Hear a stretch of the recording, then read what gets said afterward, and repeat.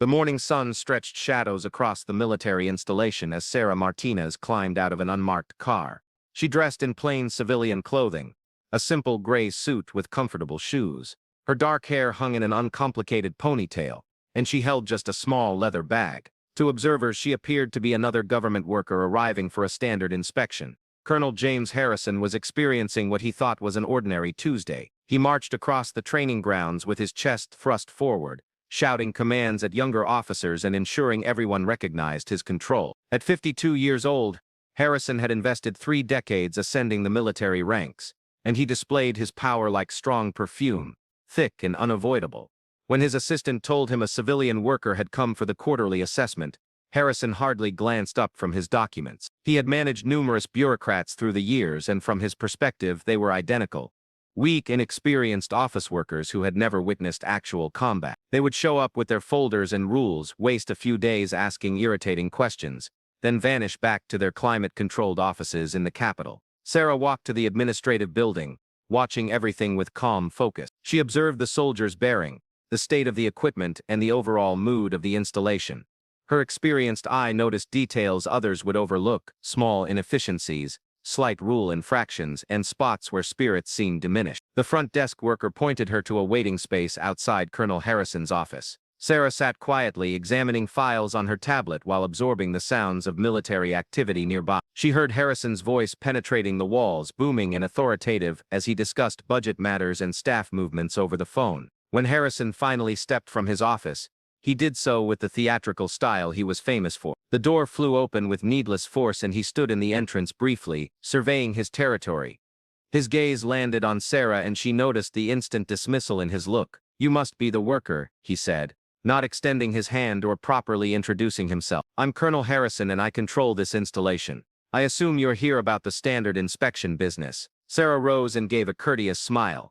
"Sarah Martinez, thank you for seeing me, Colonel. I realize you have a packed schedule." Harrison barely examined her identification when she presented it. "Listen, Miss Martinez, I'll cut to the chase. This installation operates like a machine. We surpass all our target. Our soldiers receive the finest training in the area, and we haven't experienced a major incident in more than 2 years. You can note that in your file and return to wherever you came from." "I value the summary," Sarah answered evenly. "However, I must complete a full assessment. It's required procedure." Harrison's face soured. "Required procedure," he echoed, with clear contempt. "Let me predict you've never served even 1 day. Have you? Likely went directly from university to some government office position, and now you believe you can arrive here and instruct real soldiers on their work." Sarah kept her calm, though she saw several younger officers nearby shifting awkwardly at their colonel's manner. "I recognize your worries about external monitoring. Perhaps we could talk about the assessment process in your office." "My office?" Harrison laughed loudly. "Lady, I don't have time to guide you through some bureaucratic checklist." "Johnson," he shouted to a lieutenant standing close by, "give our visitor the basic tour, display whatever she wishes to view, respond to her questions, and then walk her to the exit when she finishes playing inspector." The young lieutenant appeared embarrassed at being placed in this position, but he stood at attention. "Yes, sir." As Harrison began walking away, he shouted back, "Try not to stumble over yourself out there, worker. Real military installations can be hazardous locations for civilians who lack proper knowledge." Several soldiers hearing this appeared stunned at their colonel's disrespect, but none risked speaking up. Harrison was recognized for his explosive temper and his readiness to make life miserable for anyone who challenged him. Sarah simply acknowledged Lieutenant Johnson. "Should we start with the facility inspection?" For the next few hours, Johnson guided Sarah through different sections of the installation. She saw that he appeared tense, repeatedly apologizing for his colonel's conduct, and obviously concerned about being connected with what he viewed as a difficult circumstance. "The colonel's really not bad," Johnson said softly, as they passed through the vehicle area. "He's just protective of the installation. He's transformed this place since taking charge." Sarah recorded notes on her tablet as they proceeded, raising detailed questions about upkeep schedules, training methods, and resource distribution. Her questions showed a thorough grasp of military functions that caught the young lieutenant off guard. "You appear to understand a lot about how installations function," he mentioned as they inspected the communication equipment. "I've had some involvement with military facilities," Sarah answered carefully. As the morning advanced, news traveled rapidly through the installation about the colonel's handling of the visiting worker. Soldiers whispered to each other, some voicing embarrassment at their leader's conduct, while others supported his right to shield his authority from outside meddling. Master Sergeant Patricia Williams, a 25-year veteran who managed the installation's supply operations, observed the tour from afar. She had witnessed many inspectors arrive and depart through the years, but something about this one felt unusual. The way the woman carried herself, the questions she raised, and her composed reaction to the colonel's hostility all indicated someone with substantial background. During lunch in the officers' dining hall, Harrison dominated his regular table, sharing exaggerated stories and crude humor. When someone brought up the workers' visit, his mood darkened again. "Another waste of public money," he announced loud enough for the whole room to notice. "They dispatched some pencil pusher who likely can't even locate Afghanistan on a map to judge real soldiers. It's offensive." Major Rebecca Chen, one of Harrison's assistant commanders, offered a careful comment. "Perhaps we should demonstrate the courtesy that reflects positively on the installation.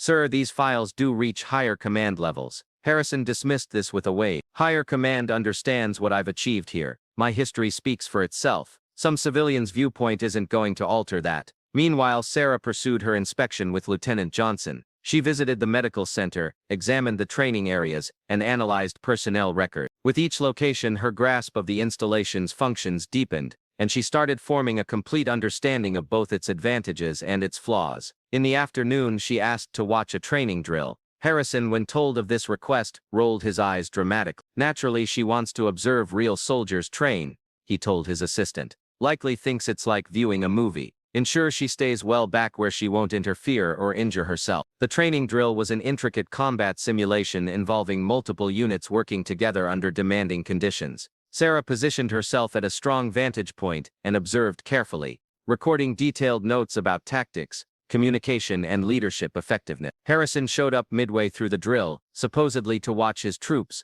but clearly more focused on showing his power in front of the worker. He positioned himself near Sarah and started providing loud, needless commentary about what was occurring. "Now you witness real military precision," he announced.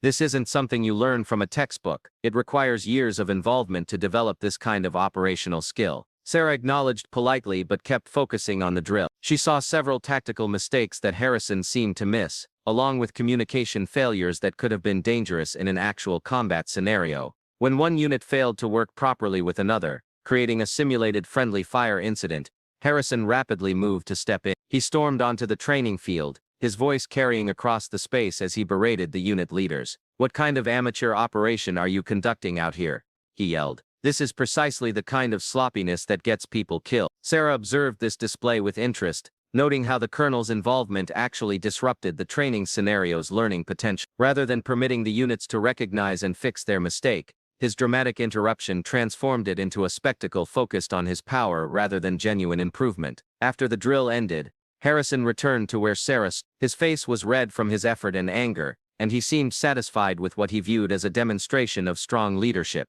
"That's how you manage discipline problems," he told her. "Firm, direct, immediate correction. I bet you've never witnessed real military leadership in action before." "It was certainly informative," Sarah answered carefully. As the day continued, Harrison's comments grew increasingly patronizing. During an examination of the installation's security methods, he interrupted the briefing officer multiple times to explain basic military ideas to Sarah, assuming she wouldn't grasp standard terminology. "When we say perimeter security," he said slowly, as if addressing a child, "we're discussing protecting the outer boundaries of the facility. It's a fundamental military idea." Sarah simply acknowledged and kept recording notes, though several of the officers present appeared uncomfortable with their colonel's condescending manner. The day's final scheduled activity was an examination of the installation's readiness file. Harrison demanded to lead this briefing personally, clearly viewing it as a chance to display what he believed was his exceptional leadership. "Under my command," he started, spreading charts and graphs across the conference table. "This installation has reached the highest readiness ratings in the district. Our soldiers are better trained,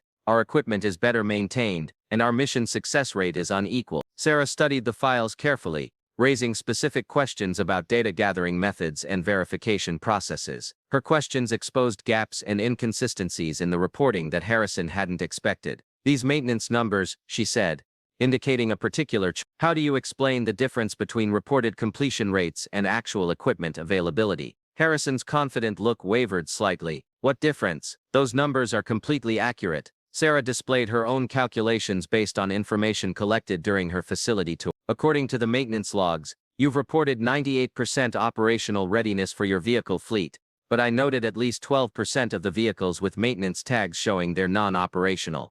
Those are minor problems, Harrison said rapidly. Routine maintenance that doesn't impact operational capability. A transmission failure and 2 engine problems would typically be classified as major maintenance problems affecting operational readiness, Sarah stated factually. Harrison's face red. Listen, worker, I've been managing military operations since before you were likely even born. I think I understand how to read my own maintenance files. The other officers in the room exchanged glances, clearly uncomfortable with the tension, but unwilling to challenge their commanding officer. As the formal briefing wrapped up, Harrison's frustration with the day's events was clear. He had anticipated impressing the visiting worker with his command's efficiency and his own leadership ability. Instead, he found himself defending choices and explaining differences he hadn't even realized existed. I think we've addressed everything you need for your little file, he said, dismissively as they exited the conference room. Johnson can escort you to the gate whenever you're ready to depart. Actually, Sarah said calmly, I'll be staying on the installation for the next 2 days to finish my assessment. I believe arrangements have been made for quarters in the visiting officer's facility. Harrison stopped moving and turned to face her,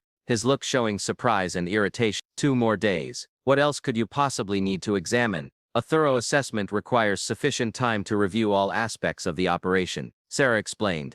Personnel conversations, detailed facility inspections, and examination of operational procedures. Personnel conversation. Harrison's voice rose slightly. You want to interrogate my soldiers. Standard conversations to evaluate training effectiveness, morale, and operational readiness. Sarah clarified its routine procedure. Harrison stood there briefly, clearly struggling with his irritation, but unable to find a reasonable objection to standard inspection methods. Finally, he turned to Lieutenant Johnson. Ensure our guest gets situated in the visiting quarters, he said curtly. And Johnson, I want to be told of her schedule for the next 2 days. I don't want her wandering around without supervision, disturbing my soldiers with unnecessary questions. As Harrison strode away, his footsteps echoing in the hallway, Johnson turned apologetically to Sarah. I'm sorry about the colonel's attitude, he said quietly. He's really protective of the installation and the soldiers. I'm sure he'll warm up once he gets to know you better. Sarah smiled slightly. Don't worry about it, Lieutenant. I've encountered worse during inspection. Tomorrow we'll start with the personnel conversations. I'd like to begin with the senior non-commissioned officers, if that can be arranged. As they walked toward the visiting officers' quarters, Sarah reflected on the day's events. Colonel Harrison's conduct was troubling on multiple levels, but it also exposed important information about the installation's command atmosphere and operational culture. His defensive attitude, condescending manner, and obvious discomfort with monitoring indicated deeper problems that deserved further investigation.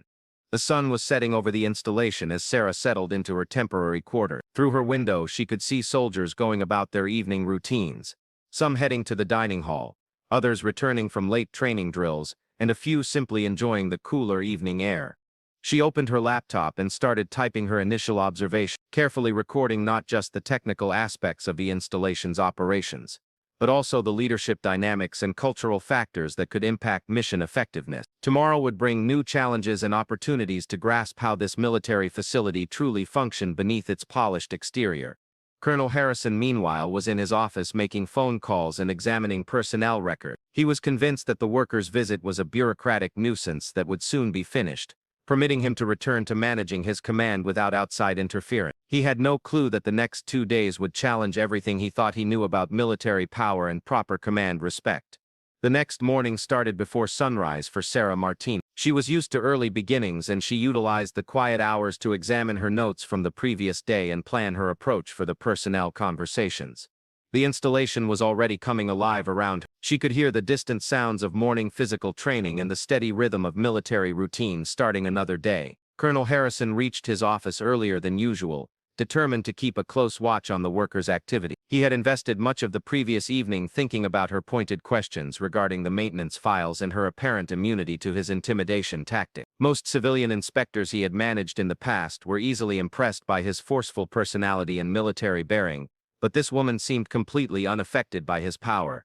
Master Sergeant Patricia Williams was Sarah's first conversation of the day. The supply chief was a compact, efficient woman with graying hair and intelligent eyes that missed very little. She had agreed to meet Sarah in a small conference room away from the main administrative space. Thank you for taking the time to speak with me, Sergeant, Sarah began as they settled into chairs across from each other. I understand you've been at this installation for several years. Yes, ma'am. 4 years here, 25 total in the service, Williams answered. Her manner was professional but cautious, as most senior enlisted personnel learn to be when speaking with unfamiliar authority figures. Sarah's questions were thoughtful and well-informed. She asked about supply chain efficiency, personnel training programs, and the general atmosphere among the enlisted ranks. Williams found herself gradually relaxing as it became clear that this worker understood military operations far better than most civilians. The colonel manages a tight operation, Williams said carefully when asked about command atmosphere. He has high standards and expects everyone to meet them. And how do the soldiers respond to his leadership approach?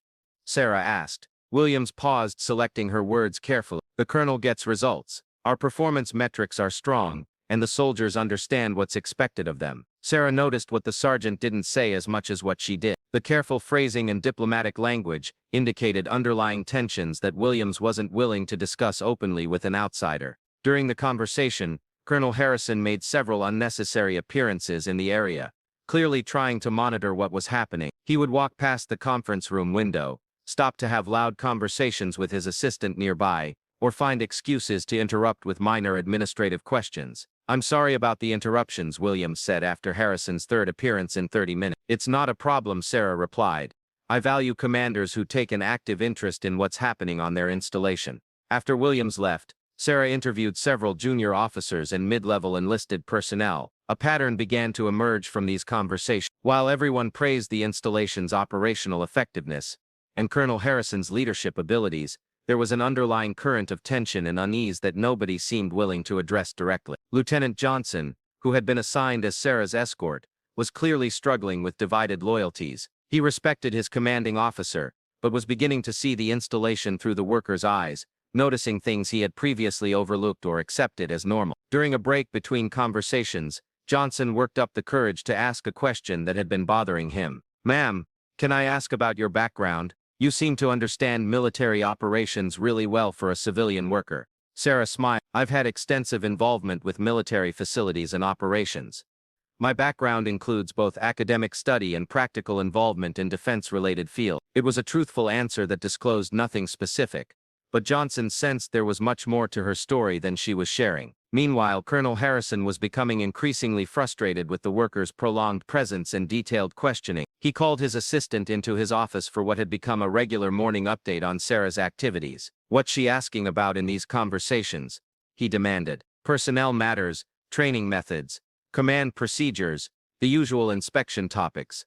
Sir, the assistant replied nervously. And what are my soldiers telling her? I don't know the details, sir. The conversations are being held privately. Harrison's jaw tightened. He was used to knowing everything that happened on his installation, and the idea that conversations were occurring without his direct knowledge or control made him deeply uncomfortable. Later that morning, Sarah requested a meeting with the installation's senior staff to discuss operational procedures. Harrison agreed, viewing it as a chance to demonstrate his command's competence and hopefully speed up the workers' departure. The meeting occurred in the main conference room with Harrison's key officers and department heads in attendance. Sarah asked detailed questions about decision-making processes, resource distribution, and interdepartmental coordination. Major Rebecca Chen, the assistant commander, provided thoughtful answers that showed a deep understanding of the installation's operations. Captain David Rodriguez, the intelligence officer, offered insights into the installation's strategic importance and security consideration. Each of the staff officers demonstrated professional competence and dedication to their duties. However, as the meeting advanced, Sarah noticed that most communication seemed to flow through Colonel Harrison. Officers would glance at him before answering questions, seeking his approval or guidance, even on matters within their own areas of expertise. When disagreements or alternative perspectives arose, they were rapidly suppressed by Harrison's forceful intervention. The chain of command is clear here, Harrison announced during a discussion about training schedules. Decisions are made at the appropriate level and everyone understands their role. How do you handle situations where subordinates have different perspectives on operational matters? Sarah asked. There's a time and place for input, Harrison replied sharply. But ultimately someone has to make the decisions and take responsibility. That's what command power is all about. Major Chen shifted uncomfortably in her chair. Earlier in the week, she had proposed changes to the training rotation schedule that she believed would improve efficiency. But Harrison had dismissed her suggestions without serious consideration. She wanted to mention this, but couldn't bring herself to challenge her commanding officer in front of an outsider. During the lunch break, Sarah ate in the enlisted dining facility rather than the officers' hall. This decision raised eyebrows among some of the staff, but it gave her a chance to watch the general atmosphere among the soldiers and hear informal conversation. The enlisted personnel were initially cautious of her presence, but her friendly demeanor and genuine interest in their experiences gradually put them at ease. She learned about their training challenges, equipment problems, and personal worries in ways that formal conversations might not have disclosed. Specialist Maria Santos, a communications technician, mentioned problems with outdated radio equipment that frequently malfunctioned during field drills. Sergeant First Class Michael Thompson, an infantry squad leader, described frustrations with training schedules that seemed to change without notice or clear explanation. "The colonel means well," Thompson said carefully, "but sometimes it feels like we're always adjusting to his latest ideas instead of following a consistent plan." These informal conversations provided Sarah with valuable insights into how command decisions affected the daily lives of the soldiers actually carrying out the mission. She began to understand that while Colonel Harrison's leadership produced acceptable statistical results, it also created stress and inefficiency that didn't show up in official files. That afternoon, Sarah requested access to personnel files and disciplinary records. Harrison reluctantly agreed, but demanded to be present during her examination of sensitive documents. "These are confidential personnel matters," he said as they entered the records office. "I need to ensure that private information is properly protected." Sarah understood his worry, but also recognized his desire to control what she learned about his command practices. As she examined the files, Harrison provided running commentary about each case, offering his interpretation of events and justifications for his decision. The records showed several troubling patterns. Complaints about harassment or discrimination had been handled internally with minimal documentation. Soldiers who had requested transfers or filed grievances often received negative performance evaluations shortly after. Several promising junior officers had been transferred to less desirable positions following disagreements with the colonel. "Leadership sometimes requires difficult decisions," Harrison explained when Sarah asked about a particular case involving a sergeant who had been demoted after questioning a training method. "Maintaining discipline and unit cohesion has to be the top priority." "What about the investigation into his allegations about safety violations?" Sarah asked, noting the lack of follow-up documentation. "The allegations were thoroughly examined and found to be without merit," Harrison replied quickly. "Some soldiers complain when they're held to high standards." Sarah made careful notes about each case, recognizing patterns of retaliation and suppression of dissent that went far beyond normal military discipline. The picture emerging from the personnel files was of a command environment where questioning power, even constructively, carried significant personal risk. As the afternoon continued, Colonel Harrison's anxiety about the inspection became increasingly obvious. He made frequent appearances wherever Sarah was working, offering unsolicited explanations and attempting to steer conversations away from potentially problematic topics. During a tour of the communications facility, Harrison interrupted Sarah's conversation with the equipment maintenance team to provide his own assessment of their capabilities. "Our communication systems are the most advanced in the region," he declared. "We've invested heavily in upgrades and training to ensure optimal performance." The maintenance supervisor, Staff Sergeant Jennifer Kim, looked uncomfortable as Harrison spoke. Earlier she had been explaining to Sarah the various challenges they faced with aging equipment and insufficient spare parts funding. But now she remained silent while her commanding officer presented a much more optimistic picture. "Sergeant Kim was just telling me about some of the maintenance challenges," Sarah said carefully. "Minor problems," Harrison interjected rapidly. "Nothing that affects operational capability." Sergeant Kim sometimes worries unnecessarily about routine maintenance requirements. Kim's expression tightened slightly at having her professional worries dismissed so casually, but she said nothing. After Harrison left to attend to other matters, she quietly provided Sarah with more detailed information about the real state of the communications equipment and the potential impact of deferred maintenance. Early that evening, Sarah was working in her temporary quarters when she heard a knock at her door. She opened it to find Master Sergeant Williams standing outside looking somewhat nervous. "Ma'am, I was wondering if I could speak with you privately," Williams said, "about some matters we discussed earlier." Sarah invited her in, and Williams took a seat, clearly struggling with something she wanted to say. "I've been thinking about our conversation this morning." Williams began slowly about command atmosphere and leadership approaches. "I may not have been completely honest about some worries I have." Sarah waited patiently, recognizing that Williams was wrestling with the conflicting loyalties that many senior enlisted personnel faced when dealing with problematic commanders. The colonel is a dedicated officer who wants the best for this installation, Williams continued, but his management approach creates problems that don't show up in the official files. Soldiers are afraid to bring forward legitimate worries because they've seen what happens to people who question his decision. Williams went on to describe specific incidents where soldiers had been punished for reporting safety problems, suggesting improvements or requesting assistance with personal problems. She explained how the installation's impressive statistics were maintained partly through intimidation and suppression of anything that might reflect poorly on the colonel's leadership. I'm telling you this because I'm worried about what happens after you leave. Williams, if things continue the way they're going, we're going to have serious problems, the kind that can't be hidden by manipulating report numbers. Sarah listened carefully, asking clarifying questions, but avoiding any comments that might be understood as criticism of Colonel Harrison. She understood that Williams was taking a significant risk by sharing this information, and she valued the sergeant's commitment to the welfare of her soldiers. After Williams left, Sarah spent several hours updating her assessment and examining the evidence she had collected. The picture emerging from her investigation was complex and troubling. While the installation showed acceptable performance in most measurable categories, there were serious underlying problems with leadership, morale and command atmosphere that threatened long-term effectiveness and soldier welfare. Meanwhile, Colonel Harrison was in his office making phone calls to various contacts higher up the chain of command. He was growing increasingly worried about the workers' extensive investigation and wanted to ensure that his superiors understood his perspective on the situation. "This inspector is asking a lot of intrusive questions," he told one sympathetic colleague. "I'm not sure what she's looking for, but she seems determined to find problems where none exist. My installation runs efficiently and I have the numbers to prove it." Harrison was confident that his record of achievement would protect him from any negative files that might result from the inspection. He had cultivated relationships with influential officers throughout his career, and he believed those connections would outweigh the opinions of some civilian worker.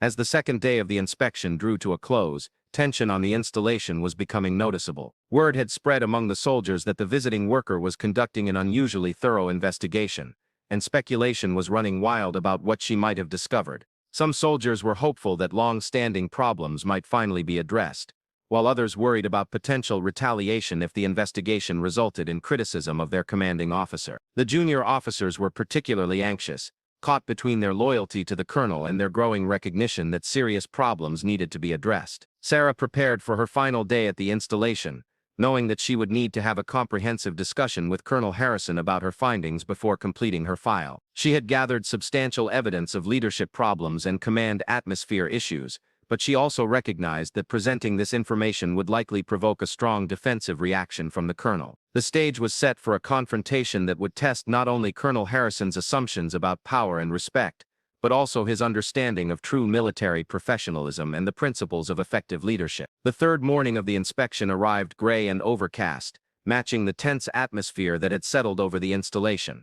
Colonel Harrison reached his office even earlier than usual, his anxiety about the workers' findings now impossible to hide. He had spent a restless night wondering what negative observations might appear in her file and how they could affect his carefully constructed reputation. Sarah Martinez started her final day with a private meeting with the installation chaplain, Captain Michael Foster, who had requested a confidential conversation. The chaplain's office, located in a quiet corner of the installation, had become an unofficial sanctuary for soldiers dealing with personal and professional problems. "I've been wrestling with whether to speak up," Chaplain Foster began, his weathered face showing the strain of carrying many secrets. "Soldiers come to me with problems they can't take anywhere else, and I'm seeing patterns that worry me deeply." Foster described a steady stream of soldiers seeking guidance about ethical dilemmas, reporting problems with leadership and expressing fear about speaking up through official channels. He painted a picture of a command environment where soldiers felt isolated and unsupported despite the installation's outward appearance of efficiency and discipline. "The colonel isn't evil," Foster explained carefully. "He genuinely believes he's doing what's best for the installation, but his methods are creating a culture of fear that's eating away at the foundation of good order and discipline." Sarah listened carefully, understanding that the chaplain's observations provided crucial insight into the human cost of Harrison's leadership approach. The statistical successes that the colonel took pride in were being achieved through methods that damaged morale and undermined the very principles of military service. After the meeting with the chaplain, Sarah had scheduled a final conversation with Lieutenant Colonel Janet Pierce, the installation's executive officer. Pierce was a seasoned officer who had worked closely with Harrison for over 18 months, and her perspective would be crucial to understanding the command dynamics. Pierce was clearly uncomfortable with the conversation, torn between her professional loyalty to her commanding officer and her growing worries about his leadership approach. She chose her words carefully, trying to present a balanced view while avoiding direct criticism. Colonel Harrison is results-oriented, Pierce said carefully. He sets high standards and expects everyone to meet them. Some people find his approach challenging, but he gets things done. Sarah pressed gently for more specific information about decision-making processes and staff relationships. Pierce's responses showed a pattern of micromanagement and suppression of alternative viewpoints that extended even to senior officer levels. How do you handle situations where you disagree with the colonel's approach? Sarah asked. Pierce paused for a long moment before answering. I express my worries when appropriate, but ultimately he's the commanding officer. His decisions carry the weight of responsibility. And how does he typically respond to alternative perspectives? Another pause. He values input that supports mission accomplishment, Pierce said carefully. Sarah recognized the diplomatic language that military officers used when they couldn't speak freely about problematic superiors. Pierce's careful responses actually disclosed more about the command atmosphere than direct criticism would have. Meanwhile, Colonel Harrison was becoming increasingly agitated as the morning advanced. He made several attempts to intercept Sarah between conversations, trying to get information about her findings and offering additional explanations for anything she might have discovered. I hope you're getting a complete picture of what we've accomplished here, he said during one of these encounters. Numbers don't lie and our performance statistics speak for themselves. I'm gathering comprehensive information about all aspects of the operation, Sarah replied neutrally. Good, because I'd hate for some minor personnel problems to overshadow the real success story here. Every command has a few disgruntled soldiers who complain about discipline and standard. Sarah noticed how Harrison consistently characterized legitimate worries as complaints and minor problems, showing his fundamental inability to engage with criticism constructively. That afternoon, Sarah requested a final meeting with Colonel Harrison to discuss her preliminary findings before completing her file. Harrison agreed immediately, confident that he could address any minor worries and ensure a positive final assessment. The meeting occurred in Harrison's office with its wall of commendation plaques and photographs documenting his military career. Harrison sat behind his imposing desk, every inch the commanding officer he believed himself to be. Well, Ms. Martinez, he began with forced cheerfulness. I trust you've seen everything you need to finish your evaluation. I think you'll find that this installation represents military excellence at its finest. Sarah arranged her notes carefully before beginning. Colonel, I've conducted a thorough examination of your command, and I do have several significant worries that need to be addressed. Harrison's confident look faltered slightly. Worries? What kind of worry? Leadership atmosphere, command relationships, and adherence to military justice procedures. Sarah began systematically. I've documented multiple instances of retaliation against soldiers who reported problems or suggested improvements. That's ridiculous, Harrison interrupted, his voice rising. I maintain discipline and standards.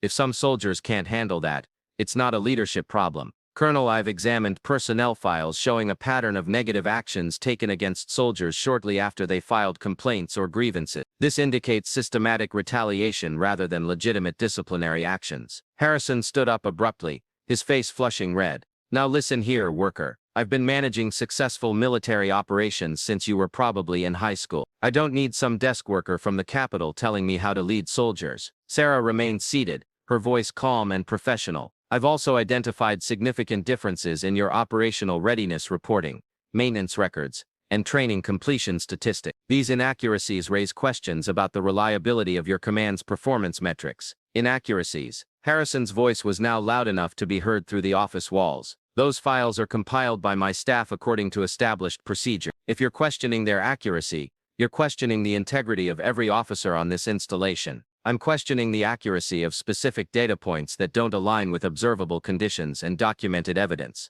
Sarah replied calmly. For example, your reported vehicle readiness rates don't match the actual operational status of your vehicle area equipment. Harrison slammed his hand on his desk, causing his coffee mug to rattle. I've had enough of this nonsense. You come here with your folder and your college degree, thinking you can evaluate real military leadership.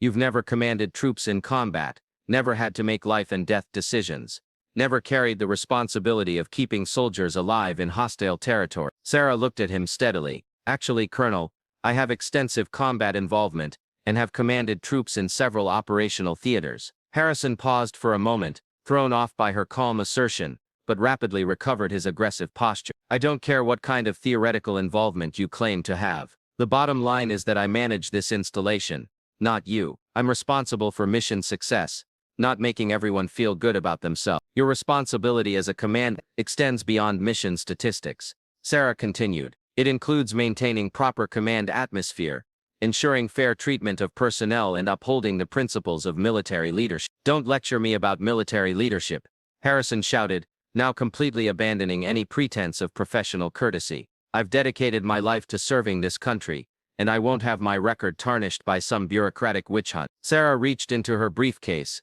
and withdrew a folder. Colonel, before we continue this discussion, I think there's something you should know about my background and authority. I don't care about your background, Harrison snapped. Whatever civilian agency you represent, you have no real power over military personnel or operations. Sarah opened the folder and placed a document on Harrison's desk. Please examine this, Colonel. Harrison glanced down at the paper dismissively. Then his look changed dramatically as he began to read. His face went pale and his mouth opened slightly as he processed what he was seeing. The document was a set of military orders identifying Sarah Martinez as Brigadier General.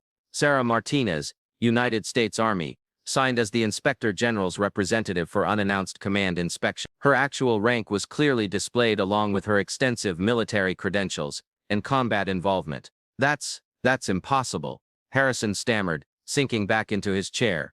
General Martinez, Colonel, Sarah corrected gently, and I believe you should also examine my military record. She placed additional documents on his desk, showing her distinguished career, including multiple combat deployments, command of brigade-level units, and recognition as one of the Army's most respected leaders. Her credentials far exceeded Harrison's own achievements, despite her modest appearance and civilian attire. Harrison stared at the documents in shock, his mind reeling as he tried to process the implication. For 3 days he had been condescending to, dismissing, and ultimately screaming at a general officer who outranked him significantly.